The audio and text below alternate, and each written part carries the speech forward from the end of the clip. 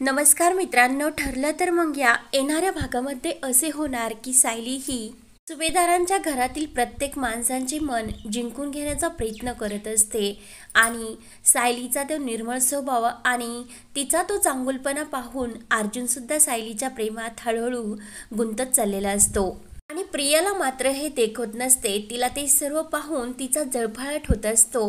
काही करून तिला सायलीला अर्जुनपासून वेगळे करायचे असते आणि पूर्णाई आजीच्या मदतीने तिला सुभेदारांची सून बनायचे तिचे स्वप्न असते आणि त्याविरोधी ती नवीन काहीतरी प्लॅन करतच असते आणि देवकृपेने तिचा तो सर्व प्लॅन हे फस्त होत असतात आणि त्यातून सायली ही स्वतःला निर्दोष सिद्ध करत असते। म्हणून सायली ही सर्वांना आवडती अशी झालेली असते आणि प्रियावर मात्र सर्वांना थोडा थोडा संशय येत असतो आणि रविराज आणि पूर्णाई आजी मात्र प्रियाची साथ देत असतात। त्यांना वाटत असतं की प्रियाच आपली ही तन्वी आहे।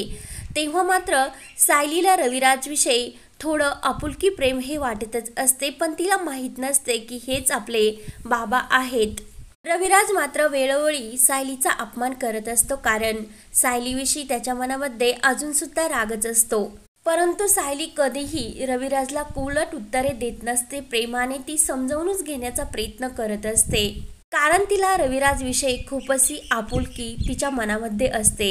त्यामुळे रविराजच्या मनात सुद्धा सायलीविषयी प्रेम हे वाढतच जाते। मात्र सायलीला रविराजपासून दूर ठेवण्याचा प्रयत्न प्रिया ही करतच असते आणि रविराज आणि सायली यांचे एकत्र आलेले प्रेम पाहून प्रियाचा मात्र खूप असा जळफळाट होत असतो। प्रिया मनात खूपच घाबरलेली असते आणि माझे सर्व सत्य हे सर्वांसमोर जर आले आणि सायलीच ही खरी तन्वी आहे हे जर सर्वांना समजले तर माझी वाट लागेल, म्हणून प्रिया खूपच घाबरत असते आणि सायलीला त्या घरातून बाहेर काढण्यासाठी प्रिया मात्र ही किल्लेदारांच्या घरी वारंवार येत असते। कल्पना, प्रताप यांना प्रिया त्या घरात आलेली आवडत नसते। पूर्णाई आजीच्या विरोधापुढे कुणाचे काही चालत नसते। त्यानंतर प्रिया ही सुभेदारांच्या घरी आलेली असते, तर रविराज हा प्रियाला भेटण्यासाठी सुभेदारांच्या घरी आलेला असतो। तेव्हा सायली ही रविराजला बाहेरच विचारते की काका, या इतक्या उशिरा तुम्ही इथे कसे आलात आणि तुमची तब्येत तर व्यवस्थित आहे ना?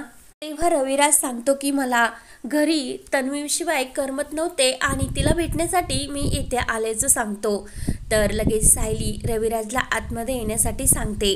तेव्हा रविराज म्हणतो की नाही, मी आतमध्ये नाही येऊ शकत, पण मी आलो आहे हे तू तन्वीला सांग, म्हणजे ती मला बाहेर भेटण्यासाठी येईल। तेव्हा सायली ठीक आहे असे बोलते आणि आतमध्ये प्रियाकडे येते। तेव्हा प्रिया मात्र आपल्या मोबाईलमध्ये बघत असते आणि सायली ही प्रियाला सांगते की रविराज काका तुला भेटण्यासाठी बाहेर आलेले आहेत आणि ते आतमध्ये सुद्धा येत नाही, त्यामुळे तू त्यांना भेटण्यासाठी लवकर जा। तेव्हा प्रिया म्हणते की ते येथे आलेत तर मग त्यांना आतमध्ये येण्यासाठी काय झाले, त्यांना जर मला भेटायचे असेल तर ते स्वतः येथे आतमध्ये वर रूममध्ये येतील। सायली म्हणते की अगं, काकांची तब्येत बरोबर नाही, तूच त्यांना भेटण्यासाठी खाली चल। मात्र तन्वी काही ऐकत नसते। तेव्हा सायली ही खाली जाते आणि तन्वीने जे काही सांगितलेले असते ते ती रविराजला काकांना सांगते। तेव्हा ही खोटी प्रिया आपल्या मोबाईलमध्ये गेम खेळण्यामध्ये व्यस्त असते आणि रविराज नाईलाजाने प्रियाला भेटण्यासाठी वर पायऱ्यावरून येत असतो। अचानक रविराजचा पायऱ्यावरून पाय घसरतो आणि तो खाली पडतो आणि रविराज पडलेला पाहून सायली खूपच घाबरते आणि जोरात ओरडत ती रविराज काकांना आधार देते। तेव्हा त्या आवाजाने सर्वजण खाली धावत येतात, तर पूर्णाई आजी रविराजला पाहून विचारते की रविराज, इतक्या रात्री येथे कसे आलात आणि त्यांची ही तब्येत आणि त्यांची ही हाल अशी कशी झाली?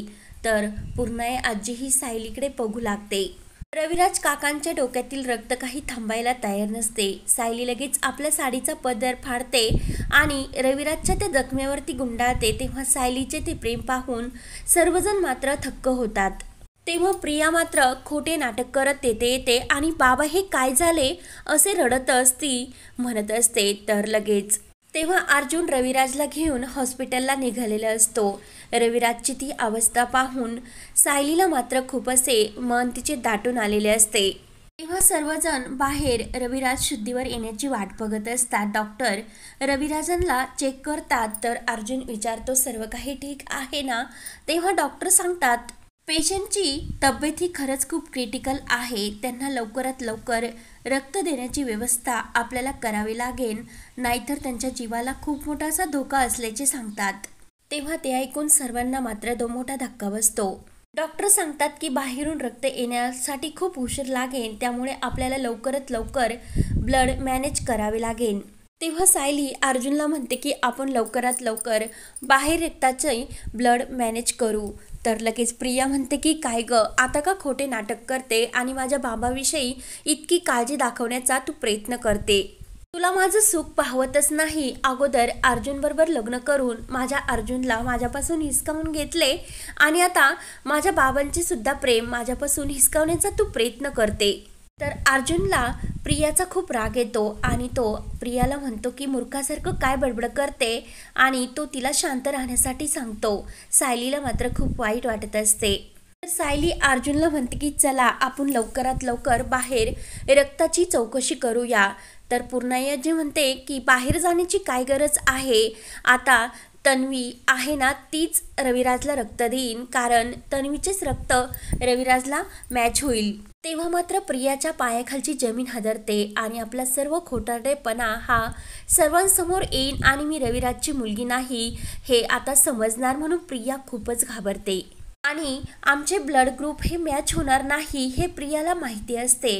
तेव्हा नर्स खोट्या तन्वीला आतमध्ये ब्लड ग्रुप चेक करण्यासाठी घेऊन येतात. तेव्हा ती चक्कर येण्याचे नाटक करते. तेव्हा तन्वीचे हे रक्तगट रविराजच्या रक्तगटाशी मॅच होत नसते. सायलीला मात्र हे ऐकून धक्काच बसतो. तर इकडे रविराजची तब्येत ही आणखीनच बिघडत चाललेली असते. तर सायली ही डॉक्टरांना म्हणते की माझे रक्त घ्या आणि सायली तिचा ब्लड ग्रुप हा डॉक्टरांना चेक करण्यासाठी सांगते. तर रविराज आणि सायलीचा ब्लड ग्रुप हा एकमेकांचा रक्ताशी मॅच होतो. तेव्हा सायलीला मात्र आनंद होतो आणि सायलीमुळे आज रविराजचे प्राण वाचलेले असतात. ते पाहून सायलीला मात्र खूप आनंद झालेला असतो आणि खोट्या तन्वीला मात्र खूप असा जळफाट. तर आता खोट्या तन्वीचे जे काही सत्य आहे ते सायली लवकरच सर्वांसमोर आणणारच असते. तर पुढील भागांचे अपडेट पाहण्यासाठी आपल्या चॅनलला सबस्क्राईब करा. धन्यवाद.